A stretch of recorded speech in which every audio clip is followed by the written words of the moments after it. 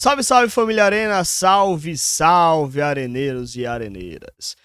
Pois é, estamos aqui para gravar esse vídeo muito feliz porque o Vitória conseguiu vencer. Chega à 13ª colocação nesse momento. Quando eu gravo esse vídeo, pela manhã, domingo pela manhã ainda tem rodada para poder acontecer. Mas o Vitória está na 13ª colocação, chega a 9 pontos no Campeonato Brasileiro, dá um respiro monstro na temporada. Dá uma sobrevida para Carpini de forma espetacular. A gente vai comentar sobre esse jogo Vitória e Vasco, depois a gente vai ver as notas, vou dar minha nota também. Mas antes eu gostaria de pedir o seu like e a sua inscrição aqui no canal. Estamos crescendo bem, graças a Deus, graças a vocês. Principalmente, ontem fizemos uma transmissão de 7 horas. Foi espetacular para quem estava assistindo. Meu muito obrigado. Para você que não assistiu ainda, para você que tá aí zapeando por outros canais, às vezes aí no YouTube assistem em rádios que não são rubro-negras, né? Então, confere por aqui, pô. Assiste com a gente que você vai gostar muito da nossa transmissão rubro-negra. Tem pré-jogo, tem pós-jogo, tem entrevista com o torcedor. Então, sugiro que você acompanhe aqui com a gente Vitória, os jogos do Vitória. Seguinte, turma. Vou falar sobre esse Vitória e Vasco, né? Primeiramente, já botar a estatística na tela e tem que conversar sobre muita coisa no dia de hoje, né? O Vitória foi a campo com aquilo que ele tem de melhor em campo hoje em termos ofensivos, né? Você tinha ali o Wellington Rato, Matuzinho, Oswaldo, tirando o Janderson, o restante tudo é a força máxima. Na defesa também, o Edu acabou ganhando a vaga do Neres, muito justo.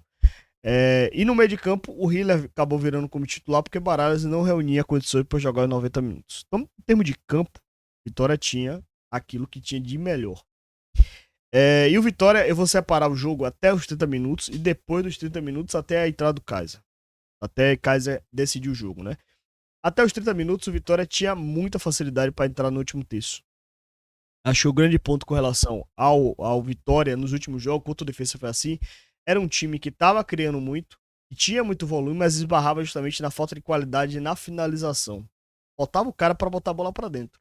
Basicamente era isso. Contra o defesa, o Vitória criou, mas não teve ninguém para fazer gol. E eu falei isso, inclusive, no vídeo passado, que o Vitória tinha muito volume de jogo, o Vitória criava muitas vezes, foi bem defensivamente, foi bem ofensivamente, só que faltava o gol para poder premiar ele, transformar aquele empate em vitória. E hoje não deu outra, né? Hoje a entrada do Kaiser acabou mostrando exatamente isso. Faltavam 9 e o Vitória conseguiu ter, né? Até os 30 minutos o Vitória tinha volume de jogo. O Vitória entrava bem na retaguarda do Vasco, se defendia bem. O time do Vasco é um time mais frágil que havia nesse Campeonato Brasileiro. Um time que toca a bola muito lento demais para trocar a bola. Não tem uma boa transição, não tem uma transição rápida, tem uma transição muito lenta. Um time que depende muito da jogada lateral para o Verguete finalizar. Que obviamente é um excelente cabeceador. Um time que joga muito no ritmo do Coutinho. Então, se o Coutinho acelera, o time acelera. Se o Coutinho não acelera, o time não acelera. E o Coutinho já não tá mais naquela fase, no ápice físico dele.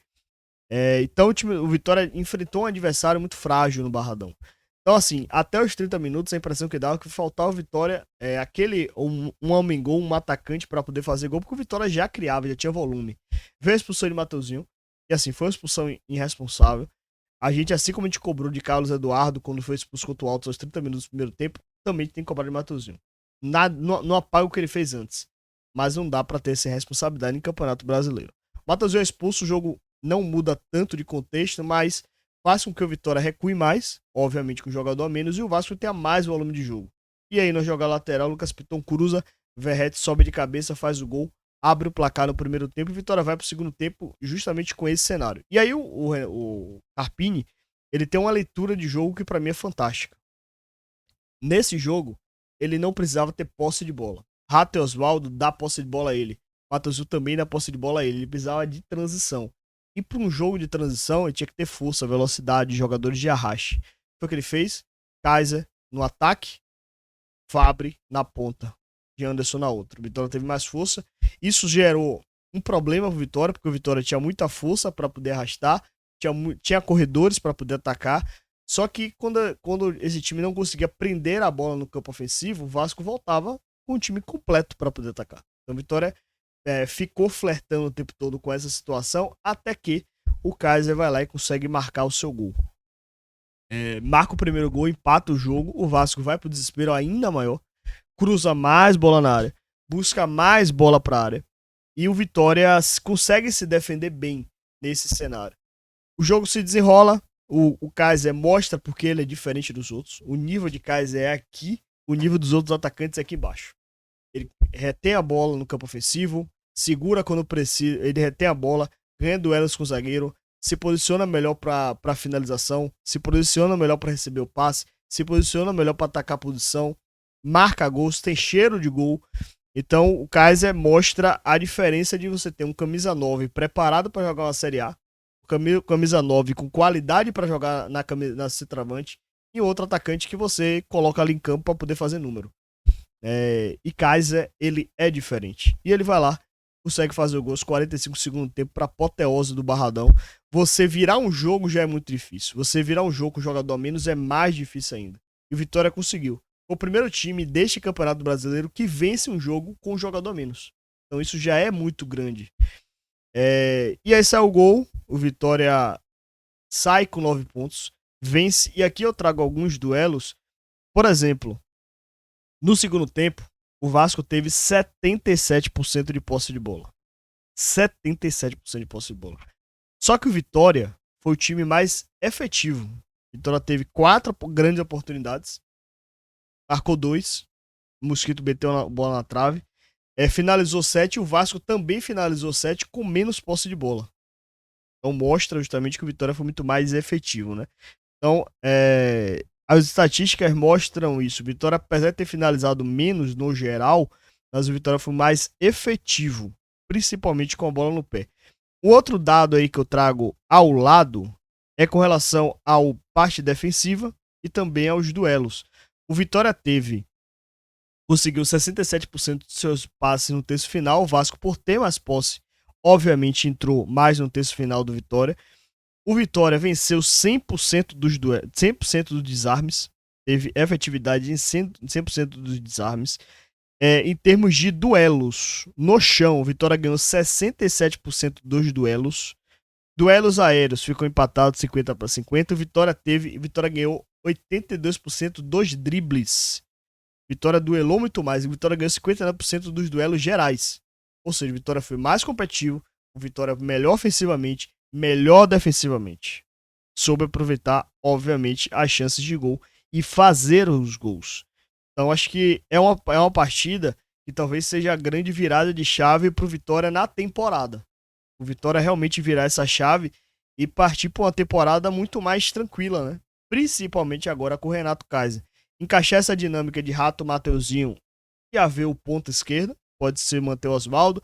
Encaixar esse meio de campo aí com o Ronald e Baralhas. Acho que o Vitória ganha muito se conseguir fazer o meio de campo de Rato, Mateuzinho, Baralhas e Ronald funcionar. Mais um ponto esquerdo de Kaiser, acho que o Vitória ganha demais. Demais para poder jogar um Campeonato Brasileiro. Imagine você, com posse de bola, você vai ter um Rato, Mateuzinho, um Ronald para poder tocar a bola, fazer sua gestão de posse de bola, justamente com Baralhas marcando o tempo todo, mordendo o tempo todo.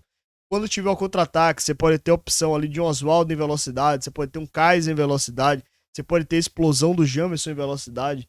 Acho que o Vitória vai ter transição, o Vitória vai ter posse de bola, e o Vitória eleva esse nível desse time, e aí pode começar a fazer a gestão do seu próprio grupo de forma muito mais tranquila, né? Inclusive, foi lembrado no grupo de membros, pela Andressa, mandar um abraço para ela, inclusive, que ela falou, né? Em algumas das lives anteriores, quando a pressão tava grande em cima de Carpini, eu abri a live e falei: vocês estão prontos para poder esperar Carpini encontrar o time de novo do Vitória? E muita gente naquela época ficou, não sei se tem tempo e tal, não sei o quê. Mas parece que Carpini tá encontrando de novo a forma do time jogar. E passa muito por Ronald, né? Ronald é o cara que faz com que esse meio de campo do Vitória seja diferente. Por uma questão. Ele é o cara que consegue baixar para poder fazer a saída de bola, mas ele é o cara que consegue estar entre linhas o tempo todo criando, o tempo todo dando opção de passe, gerando o jogo pelo lado esquerdo. O Matheus consegue gerar jogo pelo lado direito. Então o Vitória passa a ter jogadores ali na entrelinhas para poder gerar jogo. Empurra o adversário para trás e, obviamente, obriga o Ricardo Hiller a dar passe vertical, porque não tem muitas opções mais laterais.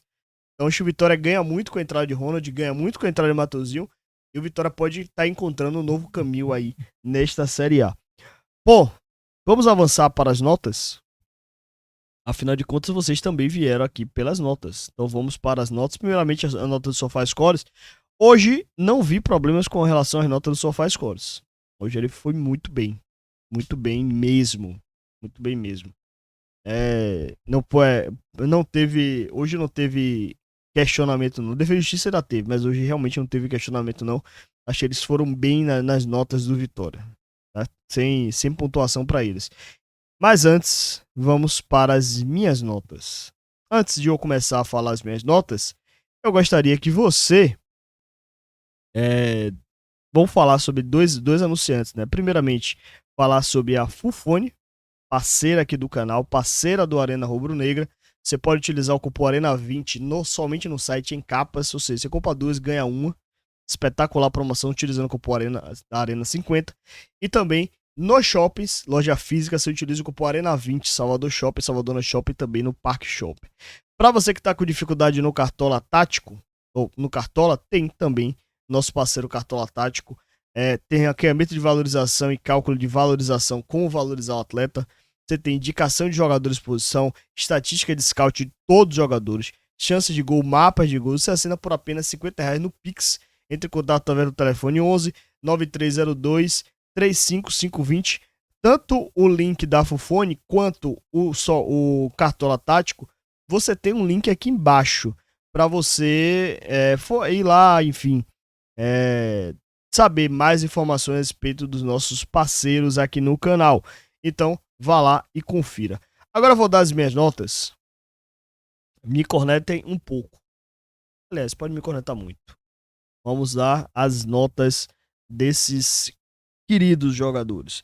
Primeiramente, Lucas Arcanjo completou hoje, inclusive, 200 jogos com a camisa do Vitória. É muito grande. Vou dar uma nota 7 para ele. Foi bem no jogo de hoje. Muito bem no jogo de hoje. O Lucas Arcanjo sempre liderando a retaguarda rubro-negra. O Cássio não teve um jogo muito bom, não. Defensivamente, ele teve um duelo complicado contra o Lucas Piton. O time do Vasco tem o Nuno Moreira, que não é um ponta, né, mas um meia. Então, e com o Piton, o Cáceres, querendo ou não, a jogada acabou surgindo pelo lado dele, né? Então vou dar uma nota de 6.5 para ele. Eu acho que tá mais que o suficiente para o paraguaio Cáceres. Não vou dar nota para Neres, porque Neres praticamente não jogou, né? Para Edu, fez mais um bom jogo, Edu, viu? Vai se consolidando aí como opção de zaga. Vou dar também uma nota 7 para ele. Vai garantindo essa titularidade, inclusive com opção de batida de lateral no dia de hoje. Vou dar uma nota 7 para Edu. Alter, também vou dar uma nota 7 para ele. Fez um bom jogo, defendeu bem, só que a bola acabou, o gol acabou saindo pro lado esquerdo de defesa. Ele é o zagueiro para ficar de referência lá. Vou dar uma nota 7 para ele, mas tem esse ponto aí que eu preciso ver como é que foi a questão do cruzamento do Paverret. Quem foi que estava na marcação? O Jamerson participou diretamente de 2 gols. Na verdade, de um gol, né? O cruzamento para cabeça, para jogar o escanteio que Kaiser faz o gol. Muita força para poder atacar, opção, disposição para poder duelar. Teve um duelo difícil contra Ryan. Não é fácil você marcar um ponta de velocidade e ele foi bem no duelo. Quando ele enfrentou o Puma Rodrigues, foi bem também.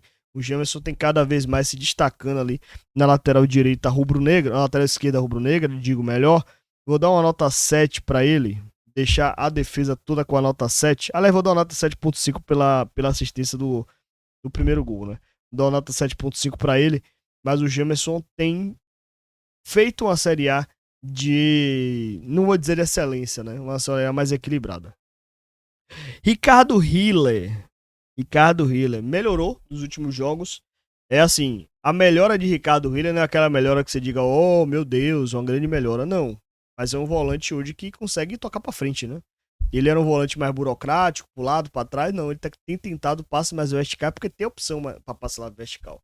Eu vou dar uma nota 6.8 para ele, mas tá em evolução o Ricardo Hiller.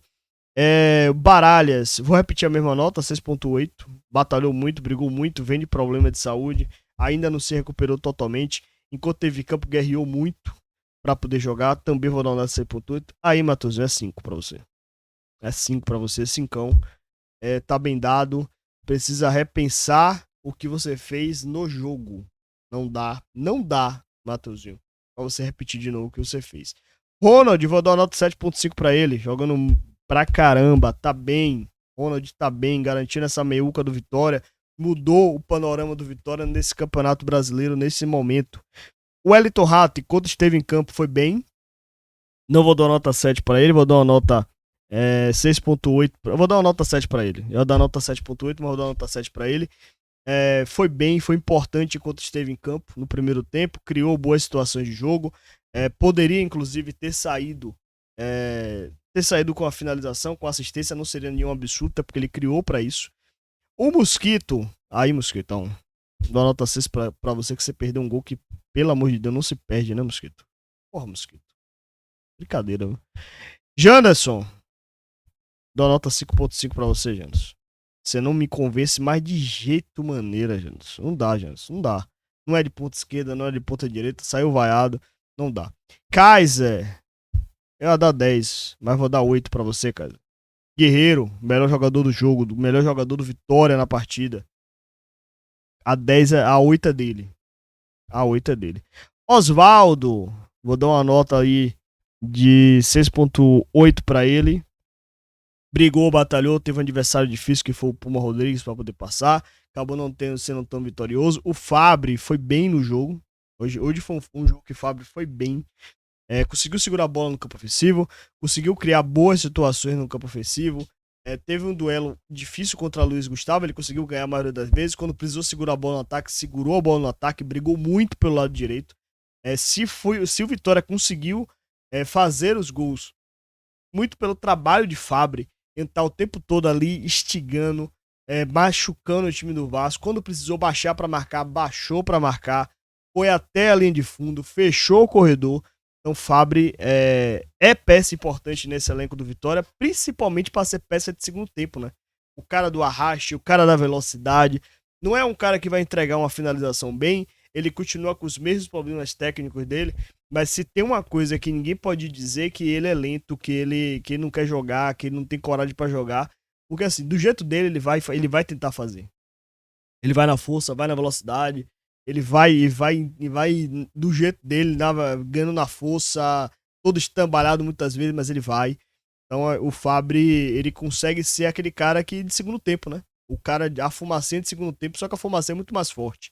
Então acho que o jogo do Vitória de hoje, e as notas representam isso, o jogo do Vitória é bom no dia de hoje. Ainda falta muito para a Série A, falta muito para a Copa Sul-Americana, falta muito para a temporada, mas o jogo de hoje mostra um Vitória muito mais competitivo para a temporada. Mostra o Vitória que talvez não, é o caminho para o Vitória jogar com essa formação, aperfeiçoar essa formação para a sequência do jogo.